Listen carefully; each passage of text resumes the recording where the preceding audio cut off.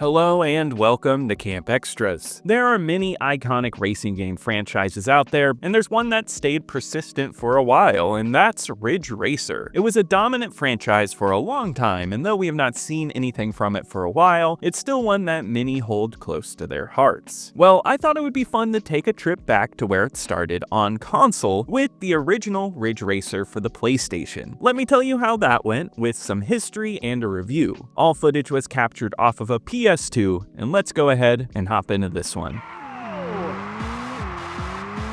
Wow, what a start! This is just what I wanted to see! 3 laps to go!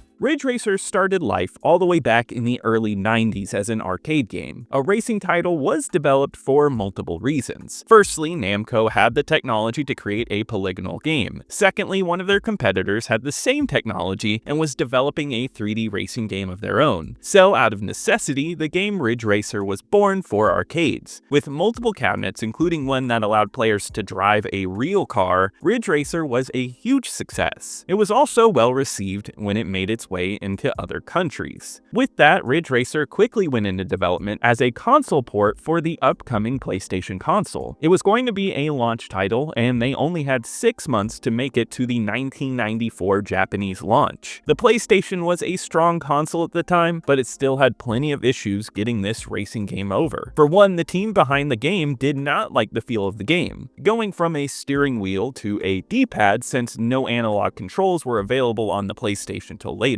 Though they would develop their own controller, which would allow you to better control the cars. Not only this, but the frame rate had to be taken down. Yet, even with these liberties, they were able to get this game out in Japan on December 3rd, 1994, just in time for the launch, with some notable things like less loading times and a nice Galaxian game while you wait in the game's loading screen. Not only that, but it replicated the original game well enough, and when it was shown at E3 1995 for the PlayStation's US launch, many were impressed by the 3D graphics on display. It would be released in North America alongside the PlayStation on September 9th, 1995, and very soon after for the European launch. I recently played this one for the very first time ever, which I was excited to do, so let me tell you how that went, starting with the gameplay.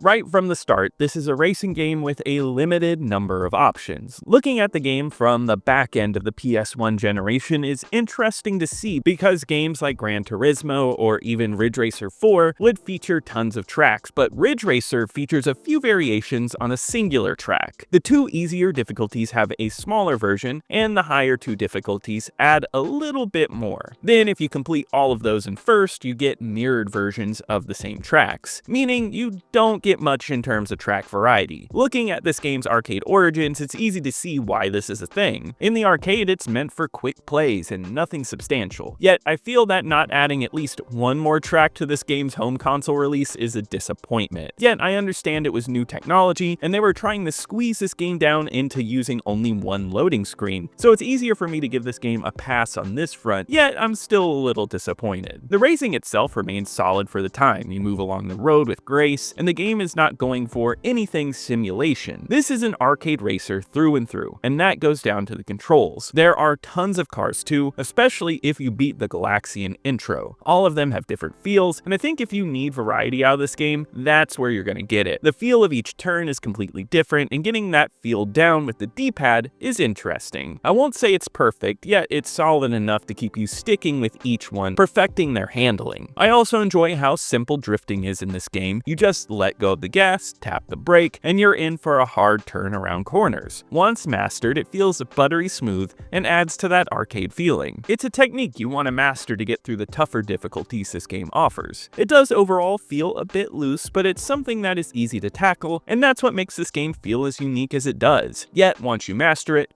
beat the times, and get the first place, that's it for this game. I found that the biggest issue with this game was just the lack of anything to do. There is an arcade experience that's pure and simple, and those routes stay. It feels like an experience that only takes an hour, and it's something I would never return to. Maybe it's just my sensibilities, but I need something more to keep me enthused about a game. Throw in an arcade challenge mode, or just make the AI more dynamic. They're pretty simple here, and you also have a timer counting you down the whole time, but it never affected me once. It's a game that's far too simple to return to and fully love. I love what it does and what it did for racing games in the future, but it doesn't do enough to make it an essential game.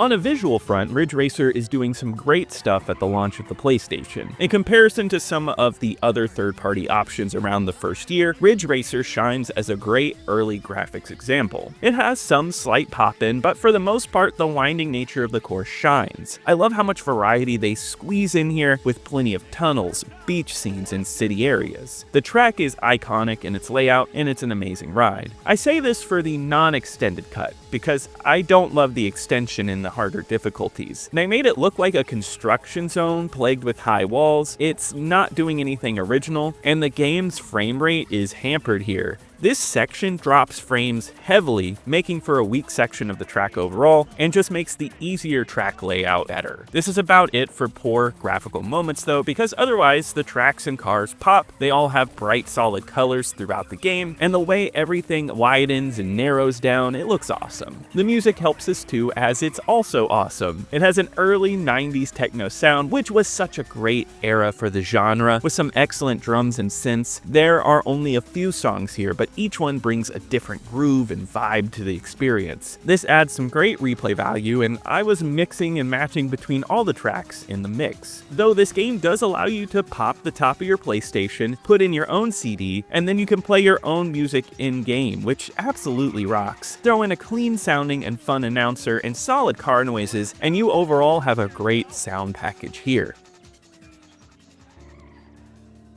For an early PlayStation game, Ridge Racer is fun. It has a great early look and an awesome soundtrack. The controls are a bit finicky, but once you get the hang of it, learning to drift quickly around tracks is a blast. The biggest issue here is that there isn't much to do. With only variations on one track, you quickly roll through what this game has to offer. Compare this to another early first-year racer like Wipeout, and you realize that even in 1995, this experience is limited for the time, meaning we have a solid early effort, but when ranking amongst the PlayStation catalog, it is a bit limited. This will rank fairly high for now though, because I don't have as many great PlayStation experiences reviewed here on the channel. Out of the 7 games I've reviewed, this goes in at number 2. Though it is lacking in content, it still manages to be fun and doesn't have many issues. Just below it, V-Rally never quite felt good to handle, and it made it less memorable. Yet Air Combat goes above this because there's much more entertainment value there, and is a good example of a simple arcade game getting a great upgrade in content when moving to console.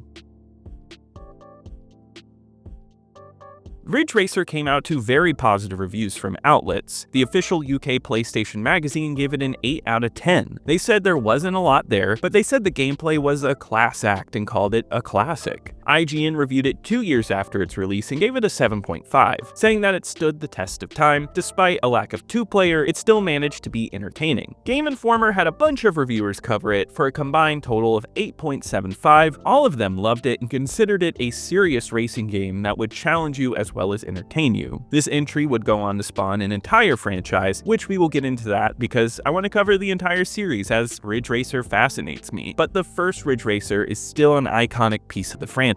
The course this game features constantly comes back in entries after this one, and it's one of the most recognizable tracks of all time. According to estimates, Ridge Racer would go on to sell 1.5 million copies, and it would soon be released as a greatest hits release. Not only that, but this game pops up constantly in lists of important games and the greatest games of all time. In terms of ingenuity and importance, this game definitely is up there. This game quickly became a series synonymous with the PlayStation for a few years, and it's one remembered and known by many. On Backlog, this entry holds a 3.2 with over 1,000 plays. There isn't a lot of negativity in the reviews, though on the lower end, any negativity is due to the drifting or lack of content. Yet many seem to consider this to be one of the best arcade racers of the 90s, and I can understand that totally. And if you've ever played this one, let me know in the comments. I would love to hear your thoughts and opinions on it, and be sure to let me know what I should cover next. Leave a like as it really helps me out in the algorithm, subscribe to keep up with more gaming content like this, and check out my main channel, Camp Xbox, for retro Xbox content, and I'll see you here next time at Camp Xtras.